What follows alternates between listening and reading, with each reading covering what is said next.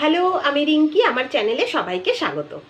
আজকে আমাদের আলোচনার বিষয় অষ্টম শ্রেণীর ষষ্ঠ অধ্যায়, অর্থাৎ পৃথিবীর জলবায়ু।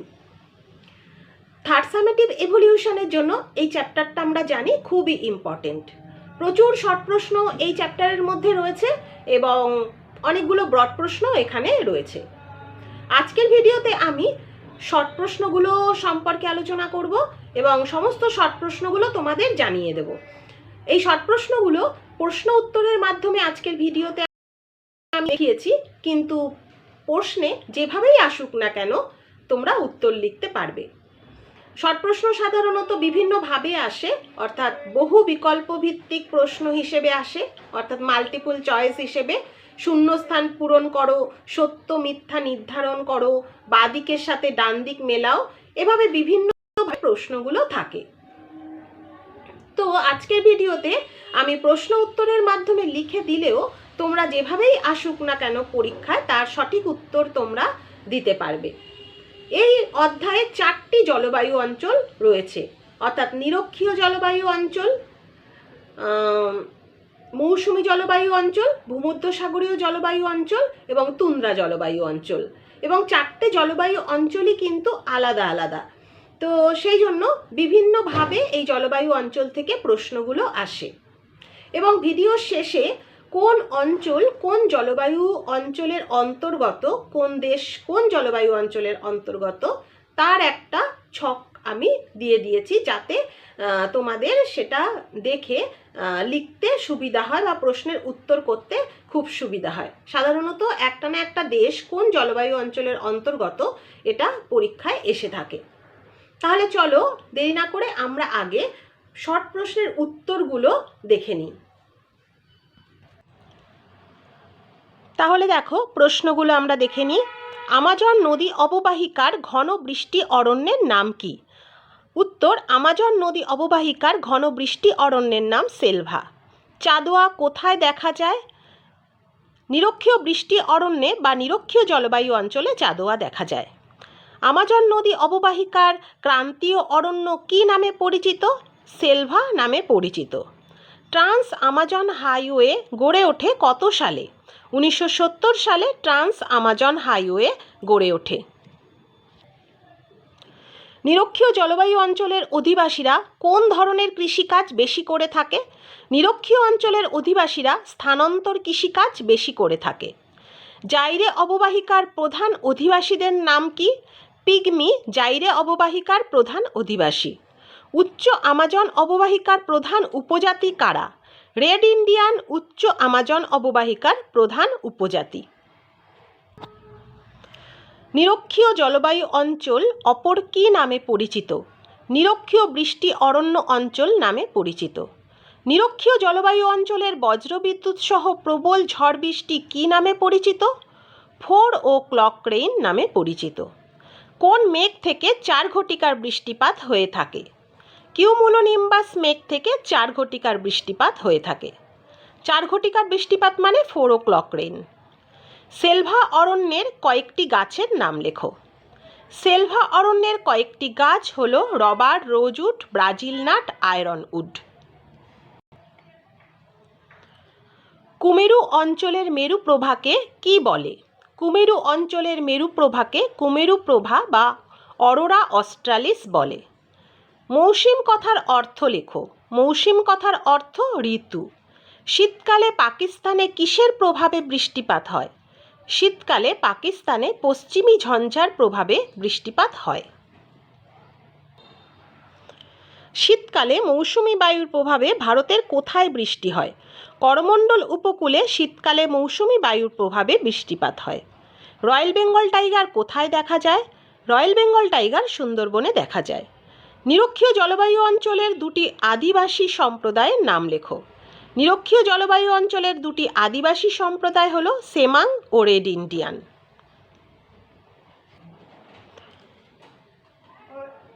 পৃথিবীর ফুসফুস কাকে বলা হয়? নিরক্ষীয় জলবায়ু অঞ্চলকে পৃথিবীর ফুসফুস বলা হয়।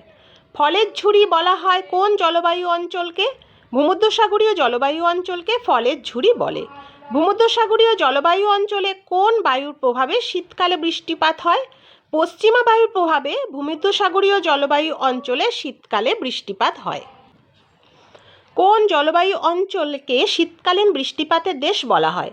ভূমধ্যসাগরীয় জলবায়ু অঞ্চলকে শীতকালীন বৃষ্টিপাতের দেশ বলা হয়। পৃথিবীর শ্রেষ্ঠ চলচ্চিত্র শিল্প কেন্দ্র কোথায় গড়ে উঠেছে? ক্যালিফোর্নিয়ার হলিউডে পৃথিবীর শ্রেষ্ঠ চলচ্চিত্র শিল্প কেন্দ্র গড়ে উঠেছে। কোন পশুকে তুন্দ্রার সম্রাট বলা হয়? শ্বেত ভল্লুককে তুন্দ্রার সম্রাট বলা হয়।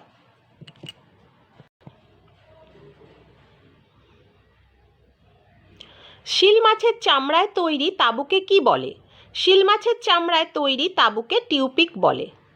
কোন অরণ্যে উদ্ভিদ প্রজাতির সংখ্যা সবচেয়ে বেশি?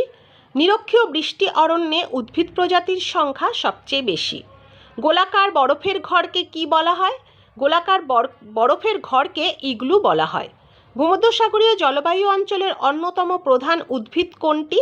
জলপাই গাছ ভূমধ্যসাগরীয় জলবায়ু অঞ্চলের প্রধান উদ্ভিদ। শৈবালের অপর নাম লেখো। শৈবালের অপর নাম তুন্দ্রা। শিল মাছের চামড়ায় তৈরি নৌকাকে কি বলে? শিল মাছের চামড়ায় তৈরি নৌকাকে কায়াক বলে। বরফের ওপর চলে চাকাহীন গাড়িকে কি বলে? চাকাহীন গাড়িকে স্লেজ গাড়ি বলে। বরফের ওপর শ্বাসছিদ্র দেখে কোন মাছ শিকার করা হয়?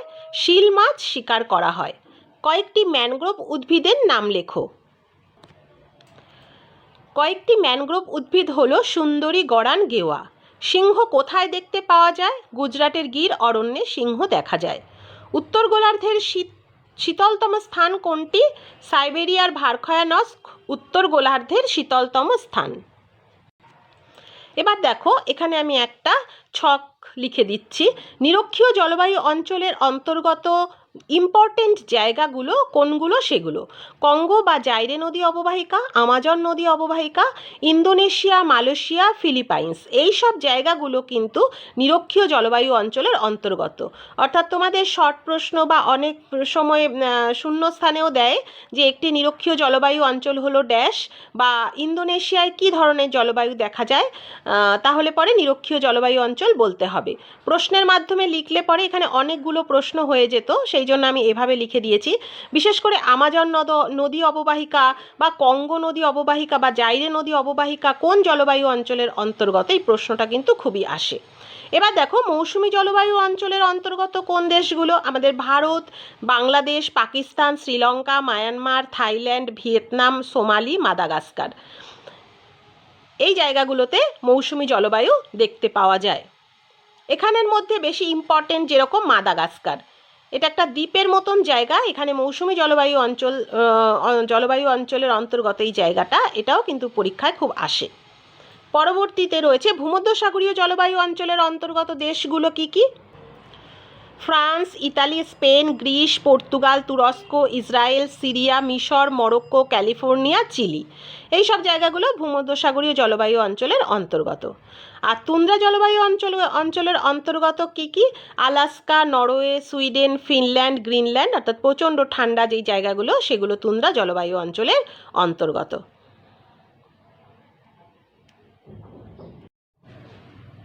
তাহলে ভিডিওটা নিশ্চয়ই তোমাদের খুব ভালো লেগেছে এবং এখান থেকে বুঝতে পারলে যে যেভাবেই শর্ট প্রশ্ন আসুক কিনা তোমরা সে সমস্ত শর্ট প্রশ্নের উত্তর লিখতে পারবে। পরবর্তী ভিডিওতে আমি আরও চ্যাপ্টার ওয়াইজ শর্ট প্রশ্নগুলো তোমাদের দেওয়ার চেষ্টা করব, যাতে তোমাদের কোনো অসুবিধা না হয়, একবার পড়লেই তোমাদের মনে থেকে যায়। তাহলে ভিডিওটা ভালো লেগে থাকলে চ্যানেলটা সাবস্ক্রাইব করে দিও, লাইক করে দিও, শেয়ার করে দিও, বেল আইকনে ক্লিক করো পরবর্তী ভিডিওর নোটিফিকেশান পাওয়ার জন্য। Thank you.